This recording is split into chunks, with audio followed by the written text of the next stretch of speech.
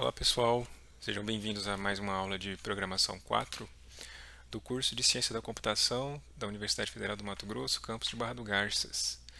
Essa aula 8 é a última aula do módulo 3 desse curso de Programação 4, que aborda Programação Web, e é uma aula que na verdade aborda dois conteúdos que poderiam muito bem serem ministrados em duas aulas diferentes, mas eu preferi colocar todos os dois numa aula só. Bom, essa aula se faz necessária porque no módulo 3 a gente está abordando JavaScript e lá nas primeiras aulas eu tinha mencionado que JavaScript tinha a funcionalidade, entre as três tecnologias que abordamos na programação front-end, de aplicar interatividade nas páginas, né? Criar páginas mais dinâmicas, alterar o comportamento das páginas HTML.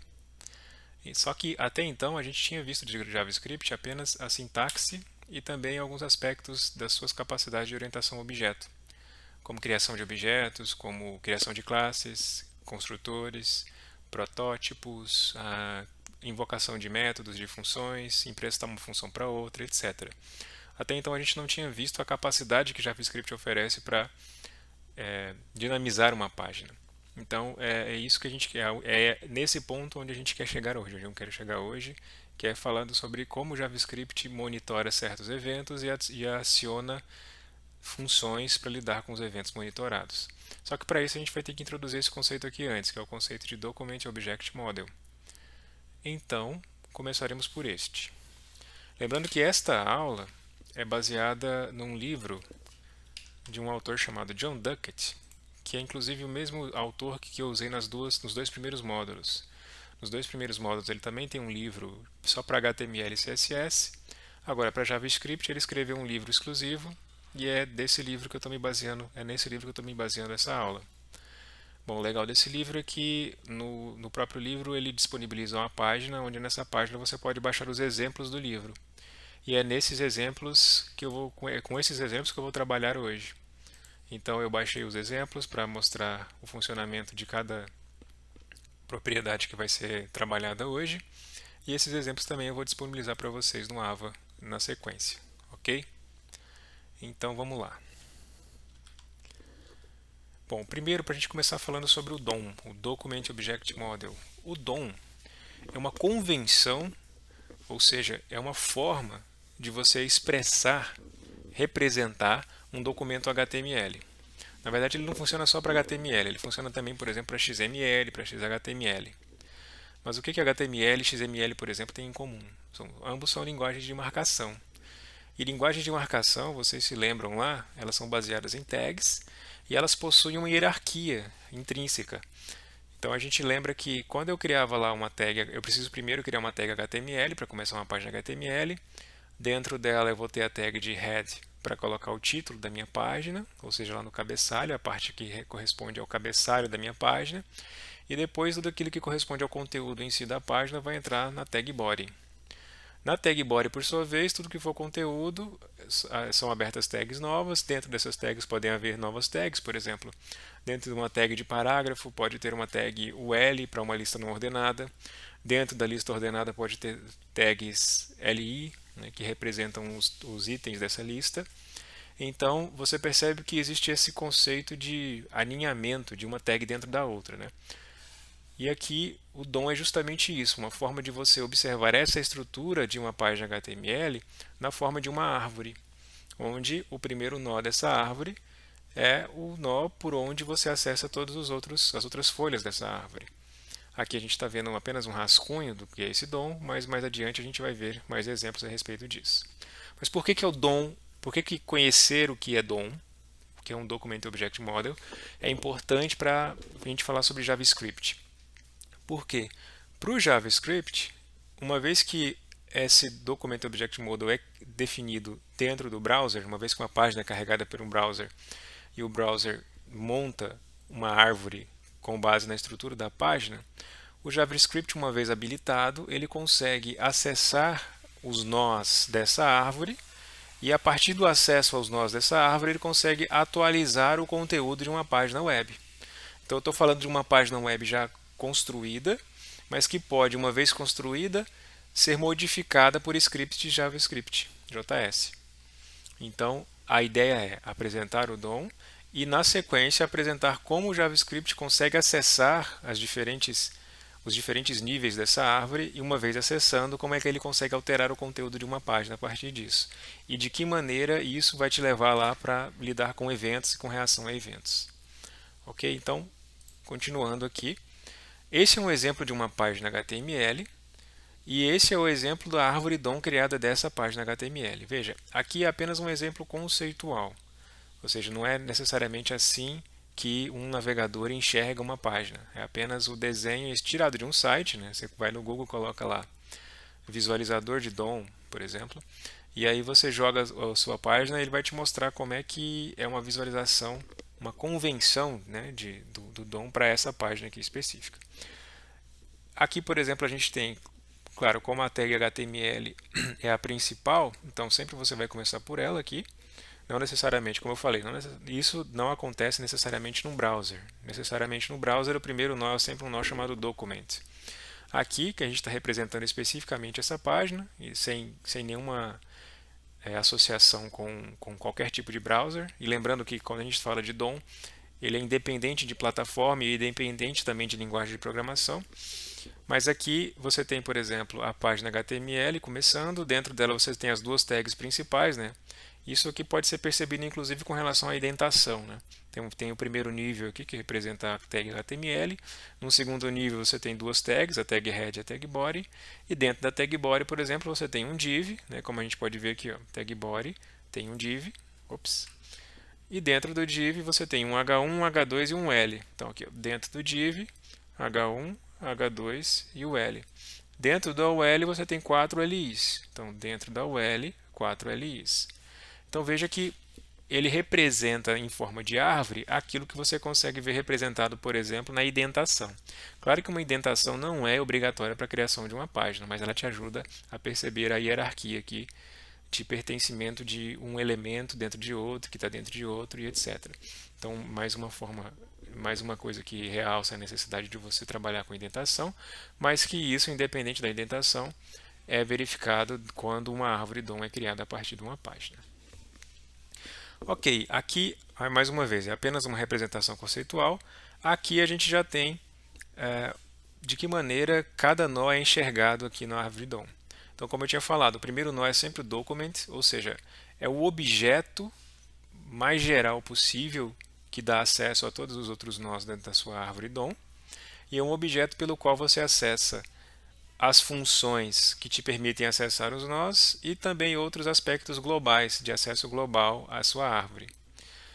Desse objeto, dentro dessa árvore você tem tudo que é de verde é considerado como elementos, né? São nós element, do tipo element, que na verdade você vai ver também que é um objeto. Então, a partir de um objeto document, você consegue extrair um objeto element, e esse objeto element, você percebe que ele está diretamente associado com as tags HTML. Então, você pode perceber uma associação direta entre um elemento, geralmente é uma tag HTML.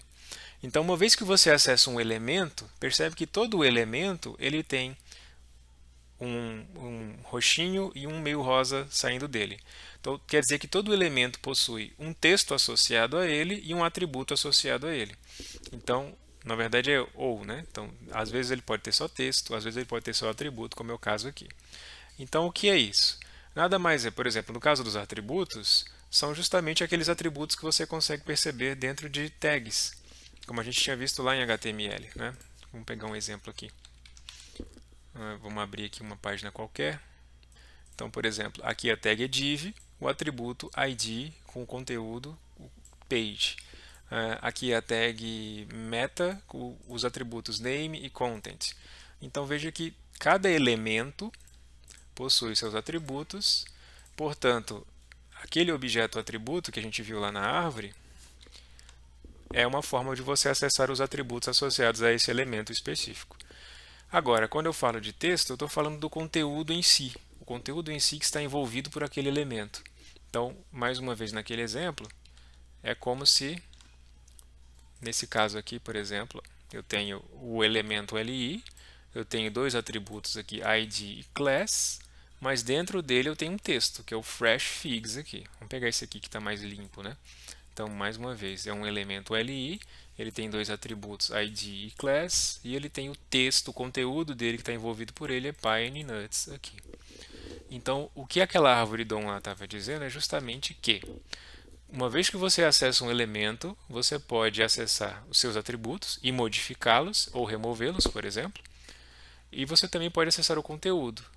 Então, essa é a forma com que você consegue inserir, remover, atualizar conteúdo de uma página HTML que já foi carregada. Então, ela foi carregada num formato, por exemplo, padrão. A partir desse formato, ela pode ser atualizada uma vez que você consegue acessar esses elementos. Mas, para você acessar esses elementos, você precisa seguir alguns passos. Então, é por aqui que a gente vai partir. Veja, esses elementos eles podem ser acessados, por exemplo, individualmente. Isso quer dizer que se você usar a função correta, você consegue ir exatamente no elemento que você quer. Então a gente vai ver que disso depende também uma convenção de codificação. Você precisa fazer uso de diversos atributos que te ajudam a identificar melhor os elementos que estão trabalhando. Uma vez que os elementos eles são limitados, né, você tem lá elementos UL, LI, A, P, div, etc. Você pode usar outros recursos para poder diferenciar esses elementos entre eles, que veremos mais adiante. Vocês já viram, mas vamos reforçar essa informação. Aqui a gente tem também a possibilidade de você acessar múltiplos elementos de uma só vez. Então, se você usou uma consulta específica e essa consulta ela bateu com mais de um elemento, ele vai te retornar justamente o conjunto dos elementos que deram correspondência com essa consulta que foi feita. E por sua vez, você também pode acessar um elemento a partir de outro. Então existe uma espécie de parentesco entre os elementos, você percebe, né? Esse é pai desse, por exemplo. E esse também pode ser pai desse, mas esse aqui é pai desse. Então, estes são, entre eles são vistos como irmãos. Então, se você, uma vez que acessa um elemento, você pode, por exemplo, acessar os irmãos desse elemento, você pode acessar o pai desse elemento, não necessariamente o próprio elemento que você se encontra.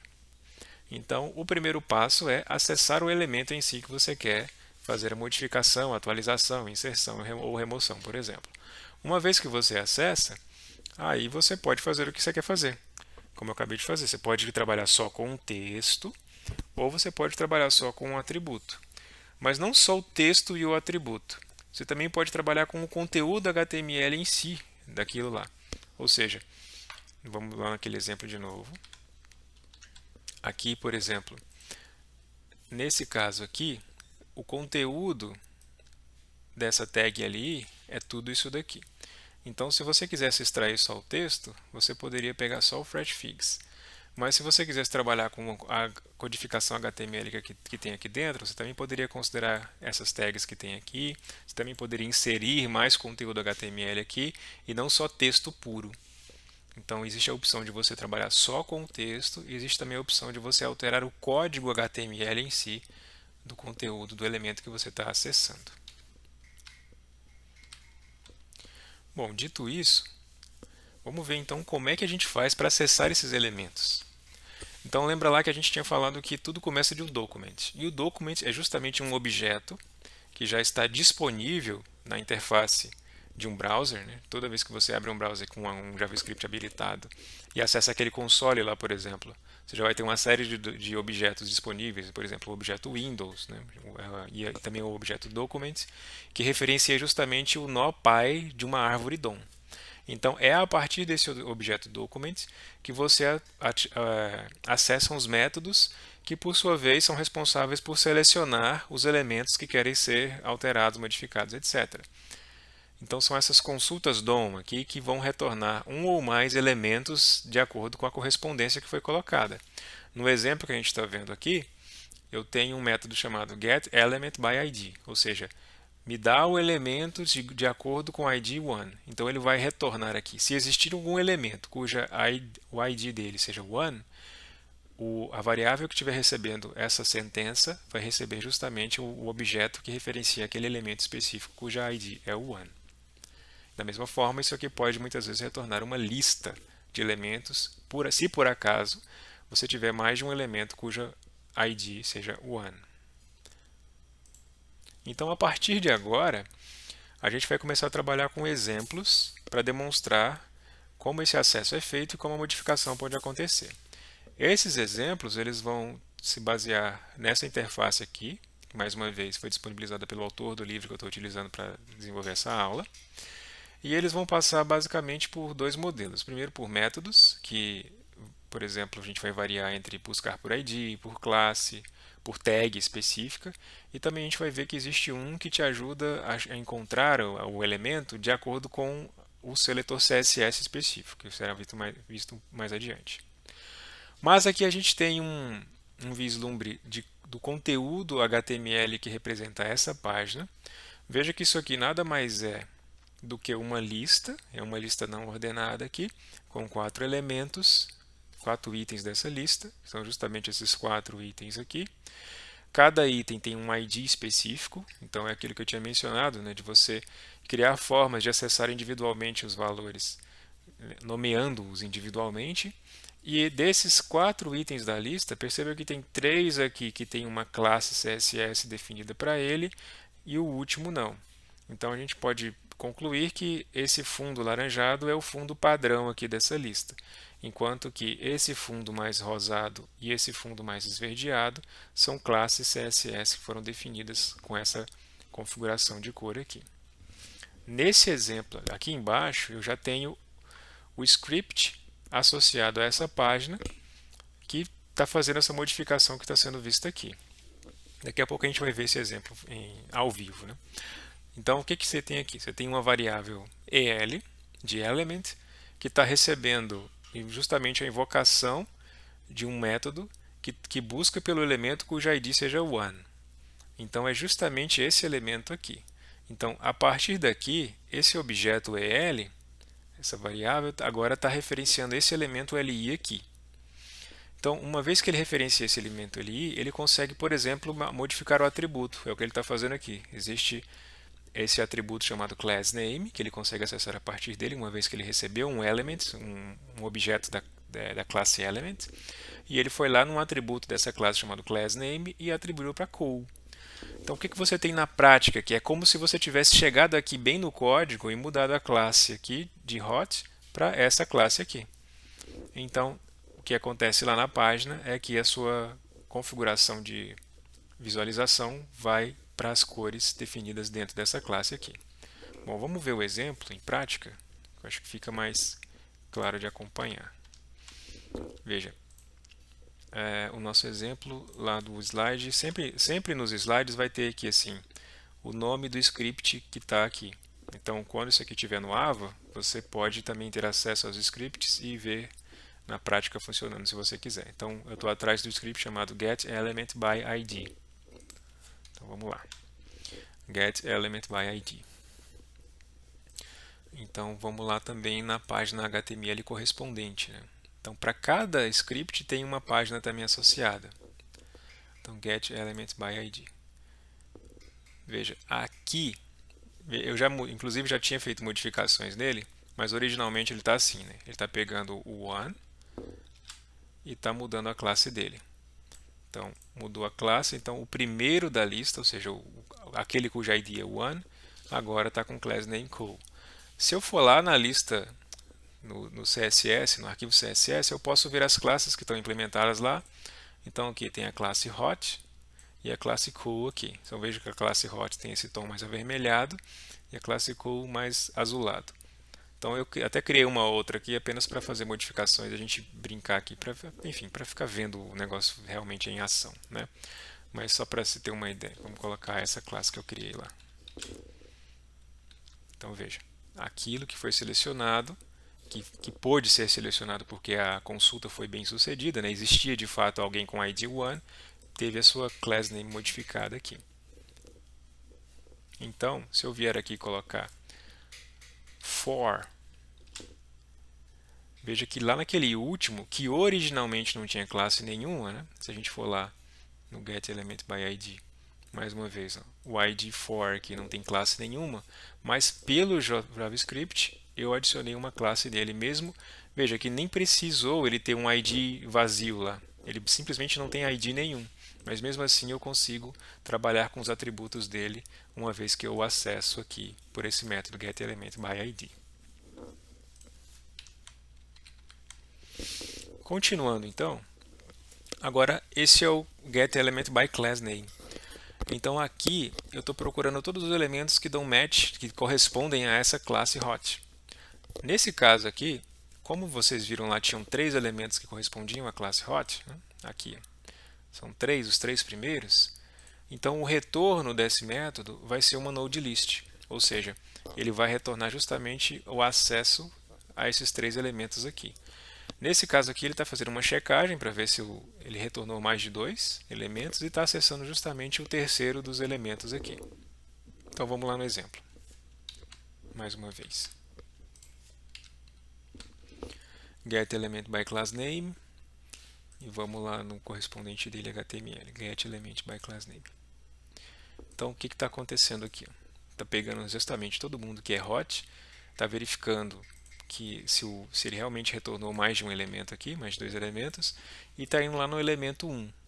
Então, se eu variar aqui e colocar 2, é justamente o terceiro aqui que vai, né? Porque eu tenho o 0, o 1 ou o 2. Então, se eu colocar 0, é o primeiro deles que vai.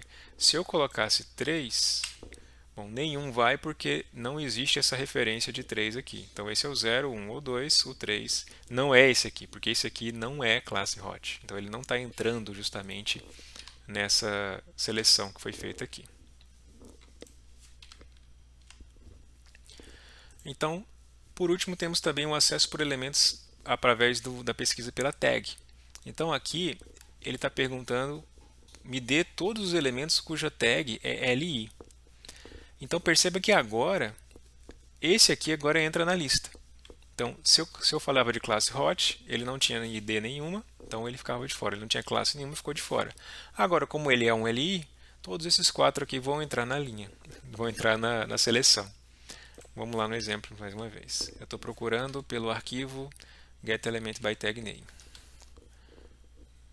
Aqui, correspondente é esse aqui. Então veja, justamente aqui, se eu coloco 3, agora ele está acessando o meu último lá. Então se eu coloco 0, é o primeiro. Se eu coloco 1, ele vai para o segundo. E assim sucessivamente, né? Porque justamente deu match que correspondeu, houve uma correspondência e ele encontrou todo mundo que é LI e conseguiu acessar individualmente aqui desta forma. Existe também a forma de acessar por iteração que vai ser vista daqui a pouco.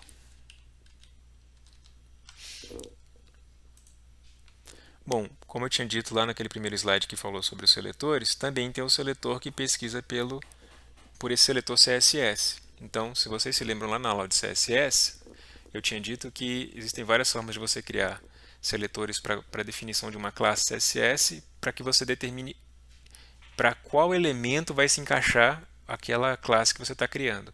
Então aqui, por exemplo, ele está dizendo, olha, é todo LI cuja classe é hot. Esse ponto aqui indicava a classe, né? O jogo da velha indicava ID. Então, você usa aquela mesma nomenclatura de classes, mesma forma, aqueles mesmos seletores CSS que está lá inclusive está nos slides, se você quiser conferir lá depois e fazer o teste aqui. Você pode trocar isso aqui por uma forma de você selecionar CSS segundo aquelas convenções definidas para o CSS. Então, a diferença desse aqui para esse aqui, veja que eu tenho um carry selector e um carry selector all. Então, o carry selector, ele te retorna o primeiro correspondente dessa busca aqui. Ou seja, o primeiro LI cuja classe é hot. Então, ele está mudando aqui a classe dele também. Nesse caso aqui, ele vai pegar todos os LIs cuja classe é hot. O carry selector all. Então, vamos ver lá o exemplo, mais uma vez. Então, get select, eu estou procurando pelo carry selector, né? Carry selector. Vamos lá então. Então, aqui ele foi lá no primeiro, veja, essa busca aqui retornou o primeiro. Então, quando ele mudou aqui, justamente ele ficou alterado. O primeiro foi alterado. Nessa segunda busca aqui, uma curiosidade, né? Se eu vier aqui colocar 0, veja, o segundo foi alterado. Bom, por que o segundo? Porque nesse ponto aqui na linha 6, a linha 3 já foi executada. Isso quer dizer que quando eu for perguntar por todo mundo que é classe hot de LI, esse aqui já não entra mais. Essa primeira linha aqui já não entra mais nessa busca. Ele já foi alterado para cool. Então, aqui o retorno de todo mundo que é classe hot vai ser daqui para baixo. Então é por isso que quando eu coloco 0, o primeiro é esse aqui, porque ele já está considerando a mudança que foi feita anteriormente. Então, se eu for 0, é o primeiro, se eu for 1, é o segundo, depois da modificação que foi feita. Bom, se eu for para 1, 2, não vai dar, por quê? Porque esse daqui não entra nessa seleção, porque ele é um LI, mas ele não é classe hot. Bom, aqui, finalmente, um exemplo onde ele faz uma iteração sobre uma node list. Veja, mais uma vez, ele está pegando todo mundo que é classe hot, que é LI classe hot, all, ou seja, todos eles, não só o primeiro. Está verificando se ele retornou justamente um vetor maior do que 0. E aí está iterando sobre ele. Veja que a iteração é simples. Não é a única forma de iterar sobre uma node list, existem outras formas, mas essa daqui pelo menos é a que mais rapidamente você tem referência com base em C, C++. Então você tem o i começando em 0 até menor do que o tamanho do seu vetor que foi retornado aqui, da sua node list, i++. Então estou acessando aqui cada um dos elementos hot itens aqui, a cada um dos atributos de classe dele e mudando para aquela outra classe. E aí o resultado é esse daqui, todos os três, exceto o último, que não é classe hot, foram alterados para a outra classe que não a hot, a cool.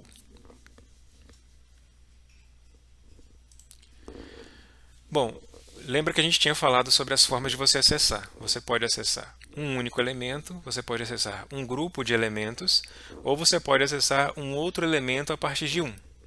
Então, aqui a gente está agora lidando com a navegação entre elementos DOM. Veja que, nesse caso aqui, start item está pegando somente o elemento chamado to, cuja ID é to. Uma vez que você está dentro dela, lembra lá que dentro da sua árvore, vamos voltar lá na árvore, né? Aqui a árvore que representava. Então você tem aqui o L, então 1, 2, 3, 4. Bom, o que eles têm em comum aqui? Eles são irmãos entre si e eles têm como pai o L. Então, se eu estou aqui, quem é meu próximo irmão? Meu próximo irmão é esse. E quem é o próximo irmão do meu irmão? É esse. E quem é meu irmão anterior? Do 2 é o 1. Então, as IDs foram colocadas com esse nome justamente para facilitar a compreensão dessa navegação entre elementos DOM. Então, aqui, passei, aqui, o que eu tenho? Uma vez que eu acesso um elemento, previous sibling, né, acesso o meu irmão antes de mim, me dá acesso a justamente o 1. E next sibling dá acesso justamente ao 3. Então aqui a gente tem o resultado. O que é isso aqui? Bom, vamos lá. Primeiro ele que acessou o to. Então ele não mudou nada do to. Né? Então ele veja que ele está hot aqui. Aí ele acessou a partir do to o seu irmão anterior. E chamou e mudou a classe dele para a classe complete aqui. E para o irmão posterior, para a classe cool.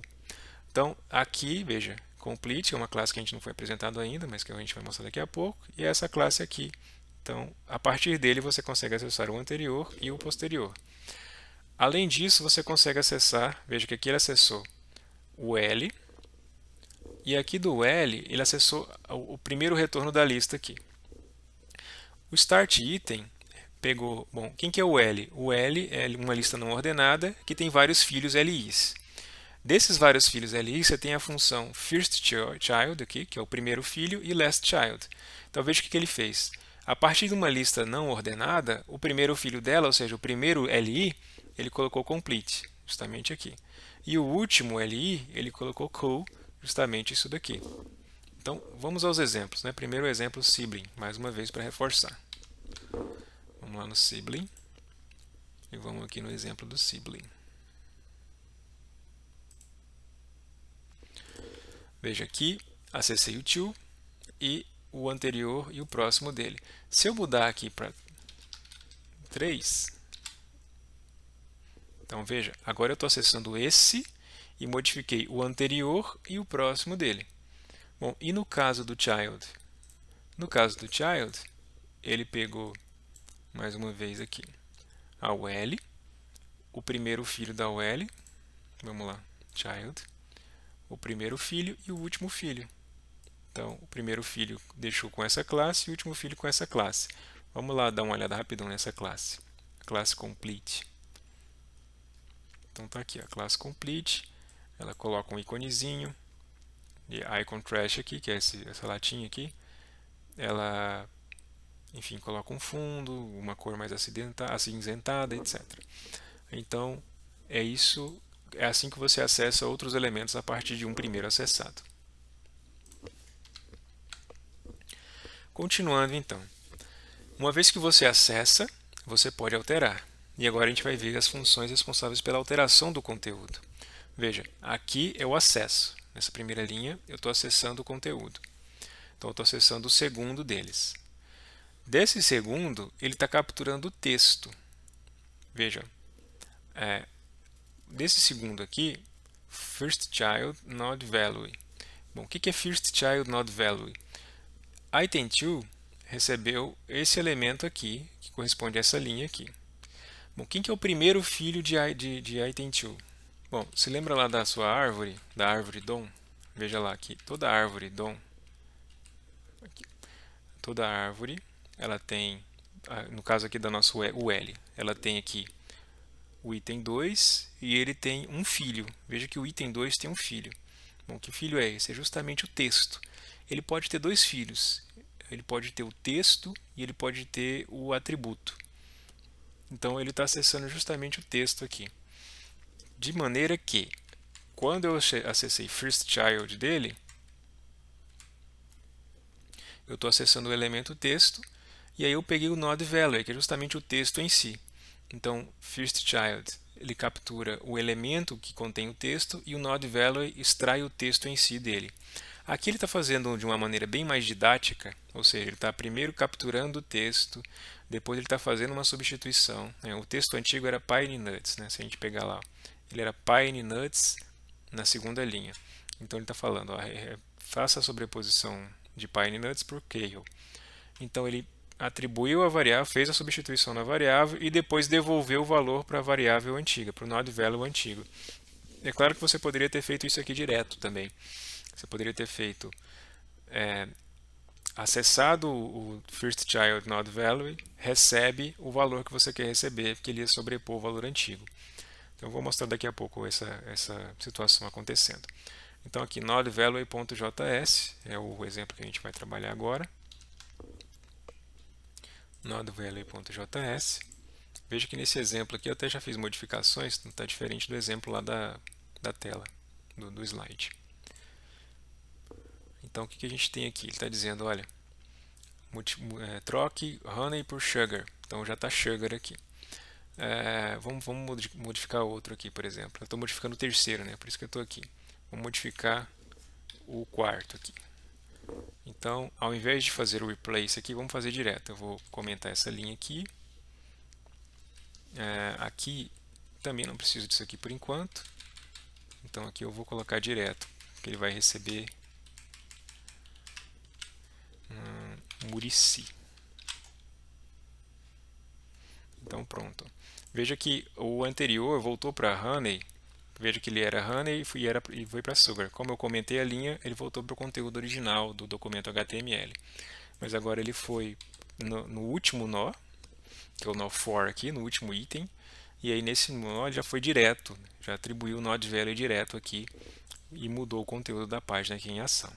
Então qualquer outro nome que você colocar aqui, Bacaba, por exemplo, já você altera lá direto. Então o node value consegue acessar, uma vez que você acessa o elemento, que é o item 2 aqui no nosso exemplo, você acessa o primeiro filho dele, que é o elemento que vai conter o texto, e node value te dá acesso àquele texto que você pode modificar diretamente, como é o caso aqui, ou fazendo replace, como era o caso aqui. Bom, qual que é a diferença agora desse método que vai ser utilizado aqui? Bom, nesse método, ele está justamente fazendo a atribuição direta, né, diferente do que a gente estava fazendo lá. Só que aqui também, veja que ele está fazendo uma concatenação entre o texto que foi obtido e o código HTML. Então, o que está acontecendo aqui na verdade? Vamos lá, um por um. Primeiro, ele está acessando o primeiro elemento aqui da lista, né? Segundo, ele está pegando o conteúdo em texto. Então, veja que aqui eu não precisei acessar node value. Eu fui lá, first item.textContent. Então, uma forma mais direta de você acessar o conteúdo em texto dele. E aqui ele vai te mostrar, na verdade, uma diferença entre o que é text content e o que é inner text. Então, lá naquele primeiro exemplo, naquela primeira linha, voltando aqui, ó, veja que esse one é o único que o texto dentro aqui tem uma marcação em itálico aqui no fresh. Os outros é o texto puro. Então, o que ele quer te mostrar lá no final é justamente que o text content aqui, ele consegue abstrair. Uma vez que eu estou no LI, vamos lá de novo. Uma vez que eu estou no LI, ou seja, estou dentro dessa tag aqui, como se eu estivesse dentro desse conteúdo. Estou bem aqui, estou no LI, ou seja, eu consigo acessar esse conteúdo aqui. Text content, ele pega o texto abstraindo tudo que há aqui dentro. Ele pega texto como se fosse um copiar do texto dentro da página já, ou seja, como se fosse isso aqui, né? Quando eu faço isso aqui e copio, ele não está copiando junto a codificação HTML que está envolvida aqui. O text content faz isso. Enquanto que o outro, o inner text, você viu que ele foi dentro apenas daquilo que é texto, apenas daquilo que foi texto, que é texto puro aqui, que não está com HTML envolvido. Voltando lá no slide mais uma vez. Então, aqui o que o exemplo aqui mostra? Na verdade, ele criou uma forma de mostrar o conteúdo aqui, usou mais duas classes, uma classe diferente aqui com esse fundo branco para mostrar esse conteúdo, uma classe CSS com fundo branco aqui. Mas o que ele está fazendo? Ó? Pegou o conteúdo do texto, ou seja, o text content acessa o texto como se fosse um copiar numa página já renderizada, e aqui ele pegou o texto puro lá, onde o único texto que não está envolvido em tags dentro daquela tag LI. Então ele montou a mensagem aqui, veja que ele está concatenando, né? Ele criou essa variável MSG, adicionou uma linha nela, concatenou mais uma linha. Ele está acessando aqui uma ID que existe aqui chamada script results, justamente para poder adicionar essa mensagem nela. Para que isso aqui não bagunce, né? Claro que eu estou mesclando informações aqui que não foram passadas ainda, nesse caso desse script results aqui. Vamos lá no código HTML dele para deixar claro como é que está acontecendo aqui.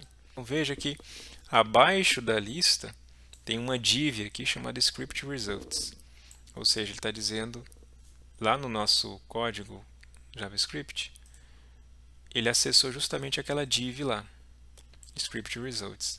E aí o que ele fez? Ele foi lá na div e adicionou um conteúdo HTML sobre ela.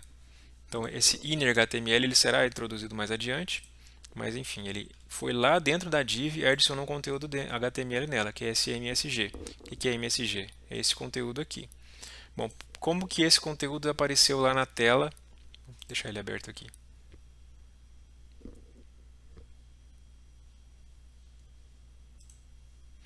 Como que ele já apareceu aqui na tela formatadinho, bonitinho desse jeito? Porque já existe uma classe aqui, provavelmente, que formata P, que formata parágrafos, né? Aqui, por exemplo, todo parágrafo, todo P aqui vai aparecer com um fundo branco, com esse formato, com uma borda arredondada aqui, 5 pixels, centralizada, etc. Então, uma vez que ele consegue acessar aquele elemento específico lá, aquela div específica, e uma vez que ele formatou um conteúdo aqui, e esse conteúdo já está associado a uma classe já definida, a adição desse conteúdo naquele div já faz com que ele apareça formatadinho assim como está aqui. Aqui o que mais ele fez? Ele também mudou o conteúdo de texto do primeiro item. Onde que ele acessou o primeiro item? Aqui nessa linha. First item, pega o one, o primeiro, e muda o text content dele para isso aqui, que é o que está aqui. Bom, aqui nesse caso, já é o exemplo que mostra a adição de código HTML, né? Inserção direta de código HTML. Então, o que ele está fazendo aqui? Veja, ele acessou mais uma vez o primeiro, o one, o ID, aquele cuja ID é one. Ele está acessando o conteúdo HTML dessa ID one e depois ele está modificando o conteúdo dela. Então, o que ele fez? Pegou o conteúdo HTML e armazenou nessa variável. Depois, ele modificou o conteúdo concatenando o que já tinha lá dentro com uma tag A. Então, é como se ele estivesse pegando o texto puro que estava lá dentro e criando um link dentro dele. Veja, o que é o texto puro que estava lá dentro? É item content. Então, item content pegou lá fresh figs com aquele EM que deixa ele itálico aqui. Então, ele pegou fresh figs e envolveu com a tag A, com um link aqui para esse site, e fechou a tag aqui. Então, quando ele foi lá e inner HTML, vai lá dentro dele e adiciona esse código HTML aqui dentro. O que fez com que essa página, esse link aqui, essa linha agora passasse a ter um link, né? Aqui está a formatação meio confusa, mas no exemplo lá, o exemplo é inner HTML, no exemplo ele está mais bem formatado. Veja aqui, ó. Então, inner HTML, veja, pegou um, acessou o conteúdo, modificou o conteúdo. Então eu poderia mais uma vez ter feito direto aqui se eu quisesse também, né? sem tirar de uma variável e depois voltar ele para lá de novo. Mas se eu tirar isso aqui, se eu comentar essa linha aqui, veja que ele perde o link. O que é aquele desenho lá? Mais uma vez, é uma classe CSS que já foi criada, que toda vez que aparece um link, ele vai colocar aquele objetinho lá com aquela formatação específica.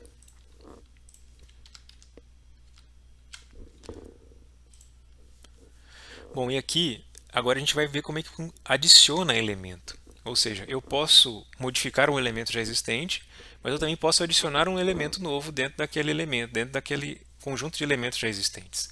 Veja que aqui ele está usando um método chamado createElement. Então, cria um elemento do tipo LI. Veja, aqui é uma lista, o L, com vários LIs, eram 4. Então, ele criou agora um novo LI, que ele chamou de new EL aqui. Ele está criando um nó de tipo texto. Lembra lá que todo elemento tem um texto e atributo. Aqui ele está criando apenas um nó do tipo texto, e não um nó de atributo, que representa atributo. Então ele criou um texto chamado quinoa, e aí ele está fazendo o anexo, né? Está apensando aqui, está anexando o nó do tipo texto no elemento LI.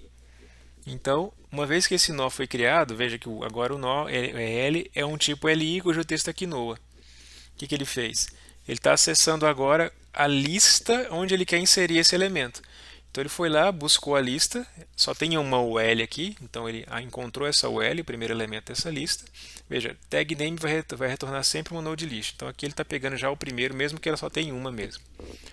Então pegou o primeiro aqui e adicionou esse elemento nessa lista. Então append child, né? Adicione um filho a essa lista aqui.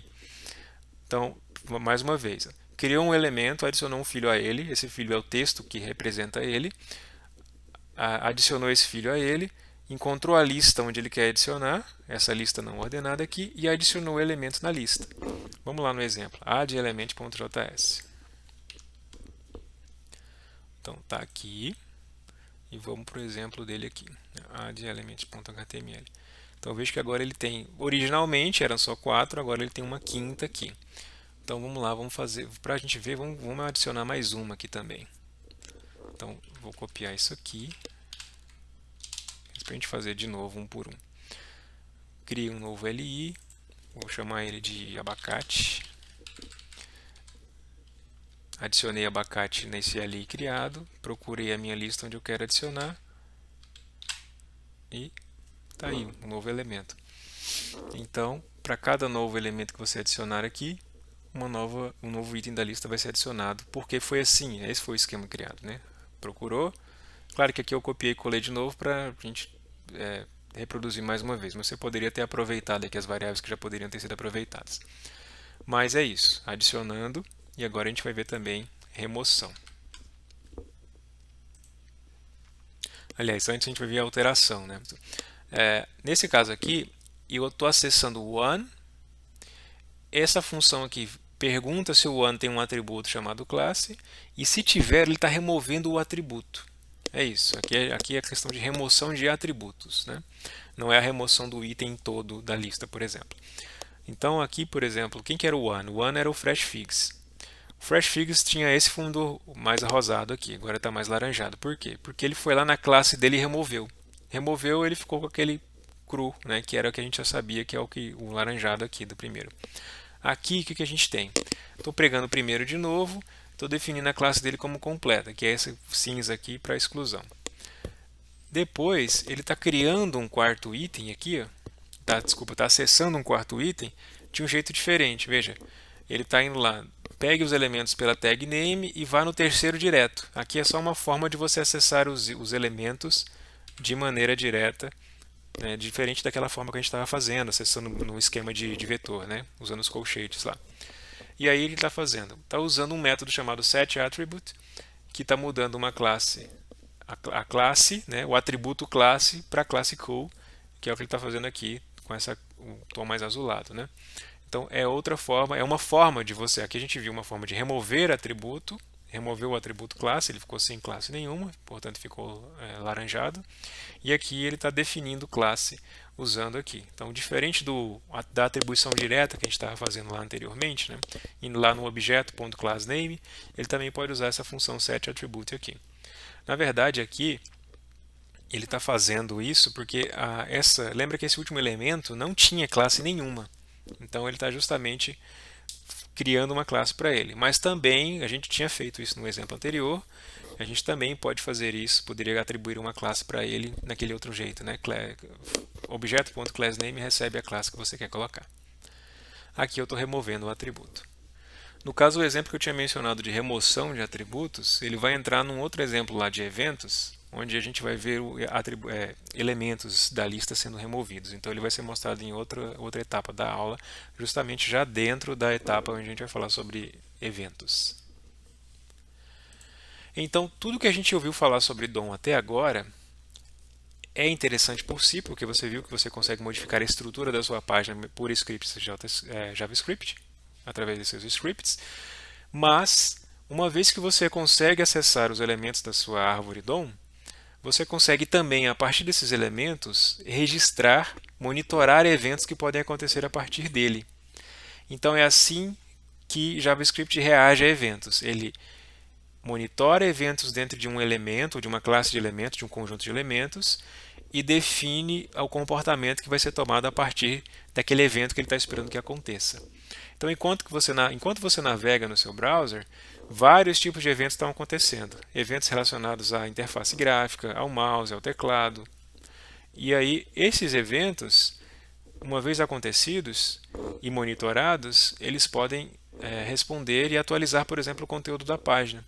Então, uma vez que você acessa o DOM, reage a eventos, a sua página se torna mais interativa e é o que veremos também mais uma vez a partir de exemplos.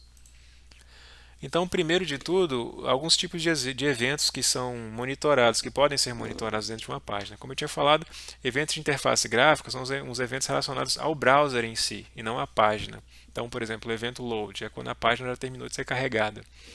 Evento error é quando aconteceu um erro, por exemplo, em um script. Resize, quando a página foi alterada de tamanho, né? Você abriu, modificou o tamanho da janela. Scroll, quando você rolou, está rolando ali, por exemplo, a janela. E etc.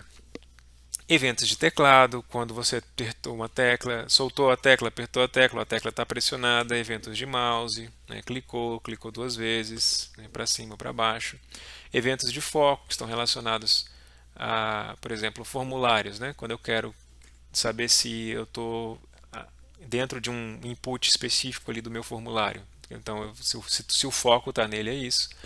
E blur, né, que é o contrário de foco, que é desfoco, ou seja, quando ele saiu de lá. É o mesmo que focus out, né?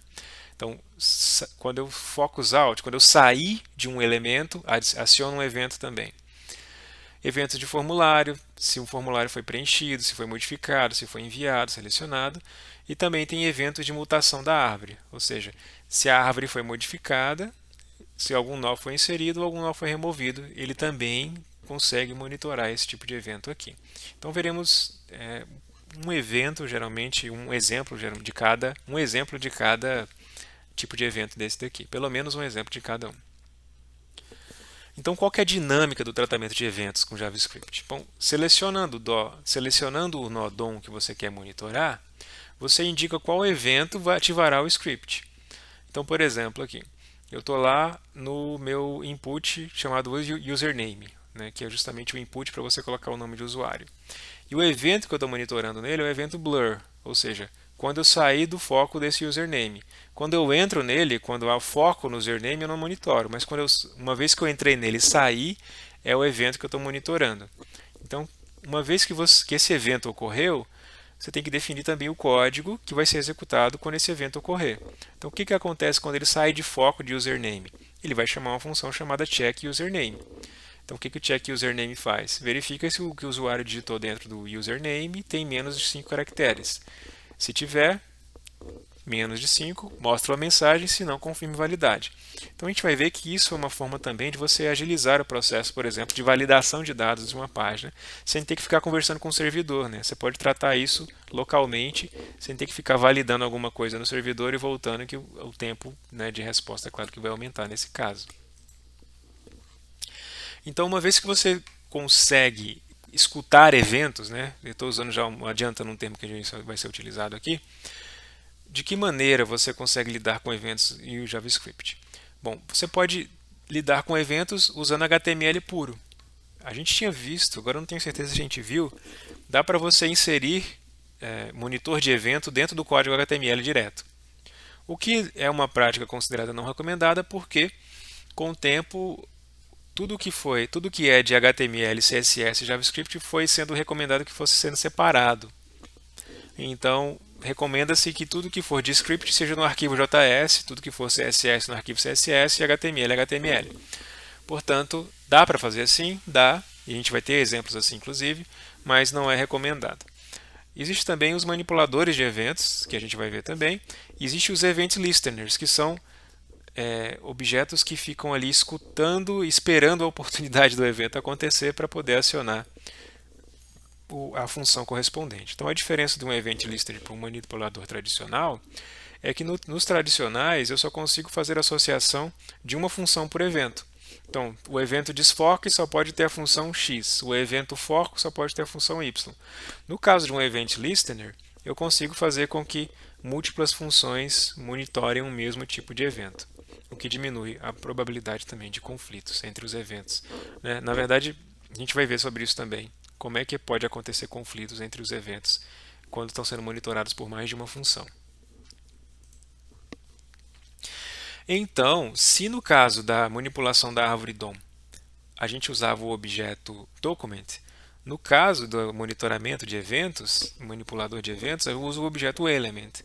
Então, eu vou lá no element, ou seja, no elemento DOM que eu quero verificar o evento que pode acontecer, seleciono o evento dentro daquele elemento que eu estou querendo monitorar e atribuo uma função para aquele elemento. Então, na prática, eu estou dizendo assim, olha, quando acontecer esse evento nesse elemento, acione essa função. A função tem que ser atribuída sem parênteses, porque o parêntese para o JavaScript, como vocês já viram, indica a execução da função. Então, a atribuição da função sem parênteses está dizendo, olha, a execução dessa função depende desse evento ocorrer. Esse parêntese só será invocado quando o evento em si aqui que você está chamando, referenciando, ocorrer, quando ele ocorrer. Então, a partir de agora, os exemplos serão baseados nessa página de login aqui, hipotética daquela página que a gente estava trabalhando. Veja, aqui é o formulário que está sendo utilizado. Esse formulário tem um campo username e tem um campo password, e tem um botão de submit aqui. Veja que tem aqui já vou adiantando que a gente vai trabalhar com essa div aqui, tem uma div chamada feedback. Veja que ela não tem nada aqui por enquanto, mas é justamente uma div que vai conter informações, né, dicas, alertas, dependendo do que o usuário digitar aqui no username. Bom, uma vez que você digita, aqui a gente tem já que daqui a pouco a gente vai lá no arquivo em si, a função checkUsername daquele exemplo que foi dado aqui na página, há uns 3 slides anteriores, né, dessa função que checa se a quantidade de dígitos do nome de usuário é suficiente, ela, primeiro, está selecionando justamente aquela div feedback. Então, ele está se preparando para inserir a mensagem lá, a mensagem correspondente ao que foi verificado aqui dentro. Então, veja que a função username está referenciando um this. Mas quem é esse this? Bom, o this é justamente o ponteiro que está apontando para o objeto que vai chamar essa função. E quem é o objeto que vai chamar essa função? É o elemento que está sendo monitorado.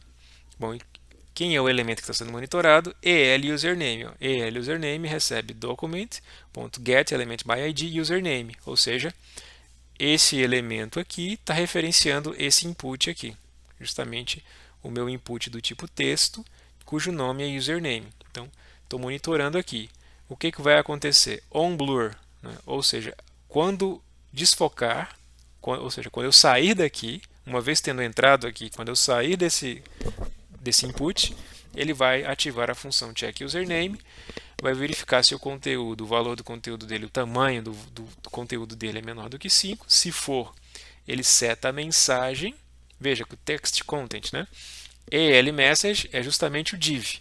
Text content vai inserir informação dentro daquele div lá. Bom, vamos ver isso aí funcionando então. Bom, agora eu estou aqui na pasta aula 8b. Se você por acaso for acessar isso na sua casa, tudo que diz respeito à parte de eventos da aula está dentro de aula B, 8b. Então a gente está lá no slide falando sobre Event Handler, o nome do arquivo é Event Handler. Event Handler. Então vamos lá para a pasta 8b, Event Handler. Bom, então se eu chegar aqui e digitar 3, ele já exibiu aqui para mim. Bom, por que é aqui? Porque aqui tem uma div chamada feedback, cujo conteúdo que entra aqui dentro já tem essa formatação. Vamos ver lá no arquivo CSS dele, se tem alguma classe aqui para feedback. Aqui, ó. Então existe uma classe aqui para feedback, que é justamente colocar um íconezinho de warning aqui, que é esse ícone aqui, colocar um fundo aqui, desculpa, a fonte de cor branca, né? Enfim, posição, etc. Isso quer dizer que tudo que entrar dentro tudo que entrar dentro da div feedback vai ter essa formatação aqui que foi definida. Então veja que isso torna bem simples, né? Eu apenas fui lá no text content de ELMessage. ELMessage está referenciando a div que está aqui dentro, oculta, né? Mas ele passa a não ser mais oculta quando eu vou lá e modifico o conteúdo dele. E esse conteúdo já aparece aqui formatado porque já existe uma classe para aquela div. Então, se isso aqui teve mais do que 5, quando ele faz onBlur, ou seja, quando ele ouve desfoque, não apareceu mensagem nenhuma, que é justamente esse caso aqui, né? Ele text content recebe nada. Então, por que tem que ter nada aqui? Mesmo? Por que tem que ter o else aqui? Porque se eu estou num caso onde estava aparecendo e volto aqui de novo e não tem o else, ele não vai limpar para mim, né? Então, o else garante que ele vai limpar quando ele passou nesse teste aqui, de ser maior do que 5. Então, vamos continuar para o próximo exemplo, para falar sobre Event Listeners. Então, naquele lá, eu adicionava um elemento, ao elemento um evento específico e colocava qualquer função que ia ativar de acordo com aquele elemento, com aquele evento que fosse acontecer. Aqui, eu estou colocando um Event Listener, ou seja, esse objeto vai esperar com que esse evento aqui ocorra, e quando ele ocorrer, ele vai invocar essa função aqui. É a mesma coisa, né? A mesma função que também está verificando, que também está indo lá no feedback e adicionando conteúdo. A diferença é que aqui eu também consigo tratar o fluxo do evento. Bom, o que é esse fluxo do evento? Veja, quando você coloca Event Listeners em mais de um elemento, dependendo da forma como você coloca o fluxo aqui dentro, quando esse evento acontecer, o elemento que ocorrerá, que acionará o evento primeiro, depende do que você colocou aqui. Então, por exemplo, vamos lá para o código. Veja, aqui eu tenho um elemento A. Esse elemento A está dentro de uma tag div. Essa tag div está dentro de um form. Esse form está dentro de um outro div que está dentro de um body. Quando está false lá no meu fluxo de eventos, quando um evento ocorre, ele vai fluir na direção de dentro para fora. Ou seja, suponha que eu estou colocando um evento tanto aqui, quanto aqui, quanto aqui. Eu estou escutando eventos tanto no A, quanto no div, quanto no form. Então, se acontecer um evento em qualquer um desses aqui, no form, no div ou no A, se está false, ele vai acionar esse evento de dentro para fora. Ou seja, primeiro o A vai responder esse evento, depois o div, depois o form. Ou seja, primeiro a função associada ao A, se for uma função diferente, né? Depois aquela ao div, depois ao form. Se tiver true lá no fluxo de eventos, o fluxo é de fora para dentro. Ou seja, se tem evento no elemento A, no elemento div, no elemento form, aconteceu em um dos três, ele vai primeiro acionar o do form, depois o do div e depois o do A. Tem um exemplo aqui que mostra isso. Veja, Event Flow, Event Flow. Bom, o que a gente tem aqui? A gente tem um evento na lista, um evento no link e um evento no item. Veja, isso aqui é uma lista, né? É uma lista. Essa lista tem um item e esse item tem um link. Então, veja que eu tenho false aqui, ou seja, nesse caso aqui, o fluxo vai de fora para dentro, e eu estou com true aqui do lado direito, que o fluxo vai de dentro para fora. Como é que ele vê isso? Então, vamos lá. Cliquei aqui. Então, fresh figs é o conteúdo de A, ok? A é o próximo depois de fresh figs. LI é a lista que está o A. Então veja que ele foi primeiro ele viu o texto, depois de novo, né? Depois ele viu o A e depois ele viu o LI que está dentro do A, onde o A está dentro. No caso aqui é o contrário. Ó. Primeiro ele foi no LI, depois ele foi no A, depois ele foi no texto. Então veja que quando eu tenho mais de um elemento escutando, quando eu tenho mais de um evento sendo escutado dentro de elementos que podem ter concorrência, a forma como ele vai acionar esse evento depende do false e do true que você colocar aqui.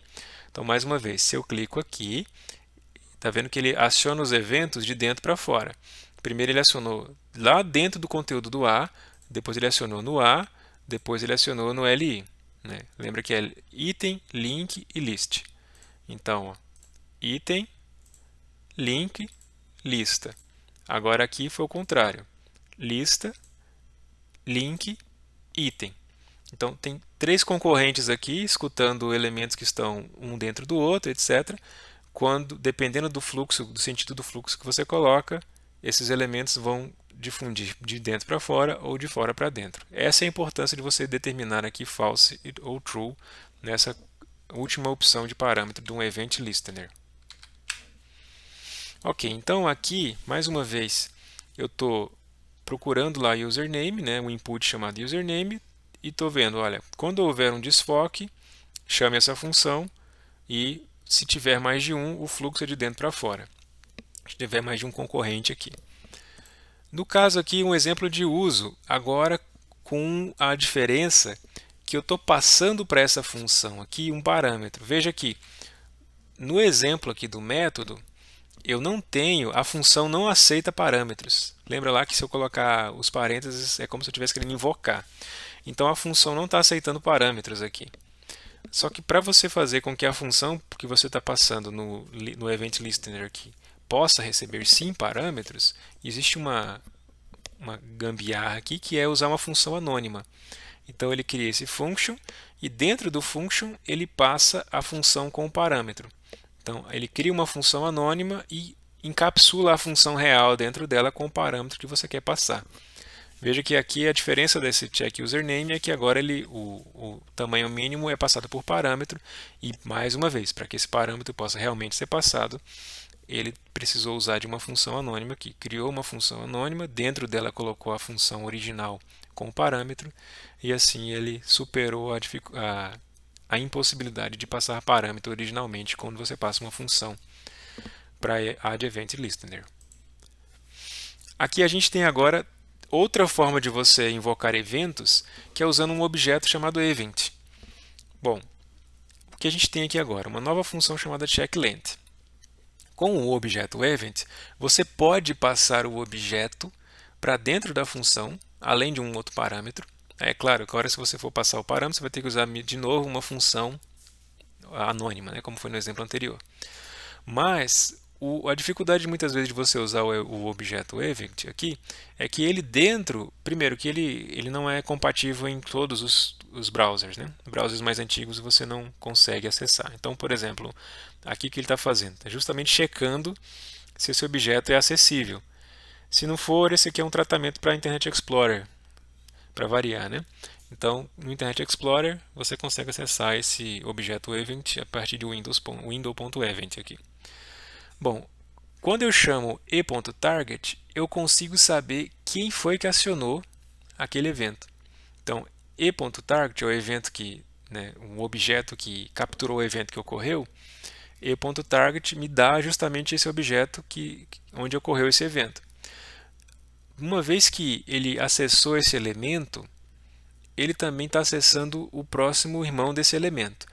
Por que isso aqui está acontecendo? Veja, é a mesma função para checar se o seu username tem pelo menos 5 caracteres de tamanho, ok? Tem mais do que 5 caracteres de tamanho. Lembra lá que abaixo do... Vamos lá de novo. Então, lembra lá que no seu formulário, todo mundo aqui é irmão. Ó. Label é irmão de input, que é irmão de label, que é irmão de input, que é irmão de input. Todo mundo aqui é irmão um do outro. Então, se eu for lá no nosso exemplo que estava sendo trabalhado na aula, no slide anterior, que é aqui. Label é irmão de input, que é irmão do div. Então, div é o primeiro irmão do username. Então, input type do tipo texto, cuja ID é username, tem como irmão esse div aqui. Todo mundo aqui é irmãozinho. Então, lá naquela nova função check username, que agora não chama mais check username, chama check length, né? Ele está pegando quem é que acionou aquele evento, que no caso a gente vai ver que quem acionou aquele evento foi o username, como já é o esperado, e ele está pegando o irmão dele. O que é o irmão dele, naquele exemplo que foi mostrado lá? É o feedback, é o div chamado feedback. Então aqui ele está pegando quem acionou o evento e a div posterior a ele. Então aqui agora isso está mais genérico. Ele está pegando, essa função aqui vai funcionar para qualquer input que tenha um irmão, que é um div. Não necessariamente para um input que chama username. Então veja que ele não tem nenhuma referência aqui a nada que tenha ID username. Ele está falando, ele está esperando que o target aqui foi um input e ele sabe que depois desse input, segundo a forma como foi configurada a página, tem um irmão aqui que vai ser um div. Por que tem que ser um div aqui? Porque o LMSG ele está adicionando conteúdo HTML nele. Então ele espera que seja um div para que dentro do div insira essa informação aqui. Mas o EL, que é o objeto que capturou o evento, ele está indo lá no tamanho dele, vendo se o tamanho é o suficiente, e aí está adicionando ou não a mensagem lá dentro.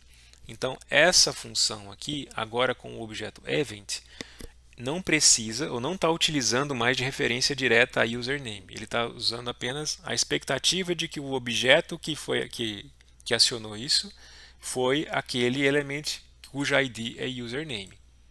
Veja, aqui já é o uso.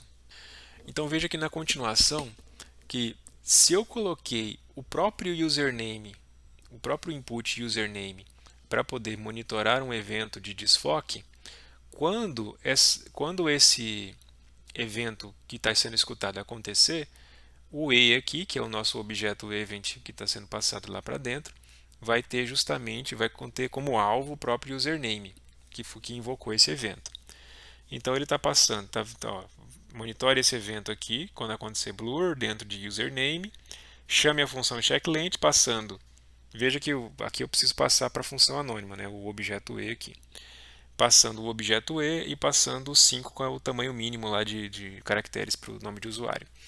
Tudo isso daqui está assim ainda. Veja que primeiro ele faz um if para saber se EL username tem uma função add event listener, porque é justamente para tratamento de exceção de navegador que está sendo utilizada. Né? Para navegadores antigos, ele não vai ter um event listener nesse objeto. Para navegadores mais recentes, sim. Então, para navegadores mais antigos, essa é a forma de você adicionar event listener, né? É o attach event aqui. Para navegadores mais recentes, ele consegue fazer assim com um add event listener, como a gente tem mostrado até agora. Então, estou passando o objeto, lá dentro da função checkLength, não tem referência a username, enfim, em si. A referência está de fora, está no objeto, referenciei o objeto que eu quero escutar. Então, qualquer outro objeto, mesmo que não chamasse username, mas que chamasse lá, por exemplo, password, né? Se eu sei que abaixo de password também tem uma div, eu vou poder chamar esse event listener para esse input, e essa função checkLength vai funcionar, porque dentro dela ele está considerando quem chamou e um div que está abaixo de quem chamou. Então essa função agora está mais genérica, não está mais só específica para uma div chamada username. Isso aqui poderia funcionar também para outra, desculpa, para uma div não, para um input chamado username. Poderia funcionar para um outro input, desde que esse input tenha um irmão embaixo dele que seja um div. Bom, e aí a gente termina concluindo já essa aula falando sobre delegação de eventos. Então, é ideal quando elementos são manipulados de maneira semelhante. Veja, se eu tenho lá uma lista, por exemplo, com 10 elementos dentro dessa lista, se eu for criar um elemento, um evento para cada elemento dessa lista, eu preciso selecionar cada objeto dela e adicionar um event listener nesse objeto. Mas, na delegação de eventos, eu consigo monitorar o elemento pai desses elementos filhos, e se acontecer um evento em qualquer um dos filhos, o pai captura e eu consigo tratar pelo pai. Então, ao invés de atribuir um manipulador para cada um, eu coloco um único manipulador no ancestral, que é em comum destes, e ocorrendo um evento em qualquer um deles, vai adicionar e vai ser tratado. Bom, vamos ao exemplo correspondente. Aqui eu coloquei Event Handler, mas na verdade o arquivo chama-se Event Delegation, como a gente vê lá. Aqui, Event Delegation. Bom, aqui no Event Delegation, veja que ele foi um pouco maior, esse arquivo aqui, um pouco diferente do que está no livro, porque mesmo o exemplo do livro apresenta certos erros e o próprio autor corrigiu aqui. Bom, o que está acontecendo aqui no Event Delegation? Veja, vamos lá no arquivo, na página HTML Event Delegation aqui. Está todo mundo aqui, como se fosse para ser excluído, e a ideia é que eu clique e ele seja excluído. Cliquei, excluiu, e por aí vai. Bom, como é que ele está excluindo isso? Veja que, vamos começar aqui por baixo. Então ele está pegando um elemento pela ID chamado Shopping List. Vamos no HTML dele aqui. Quem que é Shopping List? É a minha lista não ordenada. Então veja que ao invés de colocar um evento em cada um desses aqui para eu clicar e excluir, ele criou um evento aqui na lista. E aí eu quero monitorar todos os filhos dessa lista. Como que isso está acontecendo? Então, criou-se o evento para essa lista, adicionou-se um escutador de eventos aqui, veja que aqui é o tratamento, né? Se existe essa função, use ela, se não, use essa função aqui. Então, ele está buscando justamente um evento click, ou seja, quando clicar, invoca a função itemDone, passando o objeto event aqui como parâmetro. O que a função itemDone faz? Vamos lá nela. Então está aqui, itemDone. Então, target, a função getTarget justamente pega quem acionou o evento específico. Bom, se eu estou lá na shopping list, ou é a própria lista, ou é qualquer filho dessa lista. Então, quando o target recebeu aqui, ele está justamente aqui nesse ponto verificando quem é que referenciou. Bom, é um A, vamos recarregar aqui para a gente ver como estava a lista original. Veja, cada um deles tem um link, percebe? Então, aqui no Event Delegation, vamos voltar lá. Cada elemento dessa lista, cada elemento ULI é um link. É A. Todo mundo é link aqui. Então, lembra lá daquela questão do fluxo. Se eu clico aqui e se tiver evento para cá, para cá, para cá, então, se for false, o evento sairia para o A, depois para o LI, depois para o L. Se for true, o evento acionaria no L, no LI, no A, nessa sequência, se tiver eventos em comum aqui. Agora, como eu coloquei aqui o escutador de eventos, vamos chamar assim, e quando eu cliquei aqui, de fato, esse A está dentro de UL, então é como se eu tivesse clicado num L. Como o A está dentro de um L, eu cliquei num L. Mas lá no arquivo, você percebe que ele está verificando aqui antes se foi um A ou se foi um EM. O que é o EM? O EM é esse itálico que tem aqui. Justamente porque no exemplo anterior, no exemplo sem isso daqui, ele às vezes excluía a lista toda ou excluía só o link dessa lista. E não é isso que ele quer. Ele quer excluir a linha toda dessa lista. Então, o que ele está fazendo? Pegou o target, que é quem acionou o evento, está verificando. Ah, foi um A? Então, acessa o pai desse A e acessa o pai do pai desse A. Aqui ele acessou o pai do A. Quem que é o pai do A? O pai do A é LI. Veja que o A está dentro de uma LI. Então aqui aqui ele acessou LI. E quem que é o pai de LI? O pai de LI é o L. Então aqui ele acessou LI e aqui ele acessou o L. Então ELList é o L, é a minha lista não ordenada. Então o que ele está fazendo? Na lista não ordenada, remova o filho ELListEnitem, que é esse LI que foi selecionado. Então mais uma vez, cliquei no link. Bom, desse link, procura o pai dele. O pai do link é a própria LI. E o pai do pai da LI é o L. Então, vai lá na UL e remove a LI selecionada. Aqui, como o EM está dentro do A, por isso que ele teve que usar uma profundidade a mais aqui. Ó. O EM, vamos mostrar lá de novo para não ficar dúvida. Dentro aqui do A, infelizmente, né, por causa do exemplo que ele usou, nessa primeira lista, você tem ainda uma tag dentro do A. Então, por isso que ele precisou usar um tratamento de exceção para esse caso aqui do EM aqui. Mas que espero que isso não confunda a compreensão do que ele está querendo fazer. O que ele está fazendo é isso. Acessei um elemento, estou dentro de uma lista, né, no caso aqui que ele está querendo excluir, né? Estou dentro de uma lista, descobre quem que é o pai dessa lista e remove o elemento filho dessa lista. Então, descobriu quem que é o elemento da lista, quem que é o pai desse elemento da lista e removeu o filho desse elemento da lista. Aqui é a mesma coisa, só que agora eu estou considerando na possibilidade de ter clicado aqui dentro daquela EM que estava lá. Então, quem que é o pai do pai? É a lista. Né? O pai de EM é A, o pai de A é a lista, é o LI. E o pai de LI é o L. Então, remova o LI do L, que é o que aconteceu aqui. Ó. Opa, aqui. Removo o LI do L. Bom, esse Prevent Default aqui, ele simplesmente impede que ele vá para o link que está associado aqui. Só isso. Mas aí, o evento está selecionado por um clique aqui. Bom, fora isso, a gente tem outros exemplos de eventos aqui, baseado naqueles diferentes eventos que foram mostrados lá nas primeiros slides da parte de eventos. Por exemplo, eventos do tipo Focus e Blur. Vamos lá. Focus, Blur. Então, o que tem de diferente aqui? Veja que tem um focus aqui dentro do objeto EL, dentro do objeto EL, e o objeto EL está monitorando username.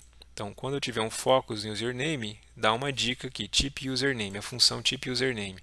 Bom, ele está falando aqui, olha, o nome do usuário tem que ter pelo menos 5 caracteres. Então, ele está dizendo, quando você der foco no username, invoca a função type username. O que a type username faz? Cria uma dica aqui e insere ela lá dentro aqui nessa div aqui. Então ele clica aqui, veja que já apareceu lá, porque esse negócio aqui atrapalhou.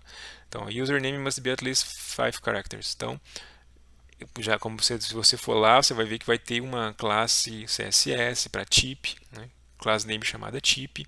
Essa class name chamada type já define esse ícone, já define essa cor. Então, ele já criou esse evento aqui. E, mais uma vez, ele não precisou consultar o servidor por isso, resolveu tudo isso localmente. Veja que eu tenho feedback aqui. Quem que é feedback? É justamente aquela div onde vai aparecer essas mensagens aqui. Então, ELMSG é o feedback, e é justamente onde ele está inserindo essa informação. Quando ele fazer o desfoque, o blur, check username, que é aquele que a gente já conhece. Né? Então, digitei qualquer coisa aqui, está dizendo não é grande o bastante ainda. Outro exemplo, vamos lá. Form, exemplos de form. Form. O que temos aqui? Temos um evento no botão de submit e temos um evento no select package aqui. Quem que é select package? Vamos ver quem que é esse objeto. Select package está aqui. Ele está lá em alguém cuja ID chama package. Quem que chama ID package? Vamos lá. Bom, ID package é justamente esse elemento aqui, né? Então, ele está dizendo que quando eu clicar no next aqui, primeiro tem um evento aqui também, né? Para você tem que concordar com os termos do serviço. Vamos lá para o código para a gente ver como é que isso funciona. Bom, quando eu cliquei no Submit, Check Terms. Então ele está fazendo aqui, ó, Check Terms. Se o botão de termos não foi checado, então eu tenho que concordar com os termos, e aí que o Prevent Default é justamente não evite com que o link associado ao botão de Next aqui te mande para o link dele. Então é isso que está fazendo aqui. E tem um outro aqui que é justamente Change, ou seja, quando mudar alguma coisa aqui nesse elemento, se eu colocar aqui, por exemplo, ele está dizendo, ó, você vai economizar $10 se você pagar por um ano, que é que está tratando aqui. E se eu mudar aqui de novo, ele vai falar aqui, muito boa escolha, né? Que é essa opção aqui. Bom, fora isso, você tem vários outros exemplos lá, né? Exemplos para keypress, né? Quando eu aperto o teclado, quando eu carrego a página, quando eu mudo o DOM, quando eu também tenho exemplos para monitorar a posição do mouse, exemplos para clique. A aula já ficou bastante grande, então eu deixo para que vocês, se desejarem, podem vasculhar lá os exemplos que vão estar no AVA e estudarem por conta própria essas diferentes formas de você monitorar eventos. Agradeço a paciência aí de quem acompanhou a aula até aqui e estou à disposição para eventuais dúvidas que vocês tiverem dessa aula. Um abraço e até a próxima.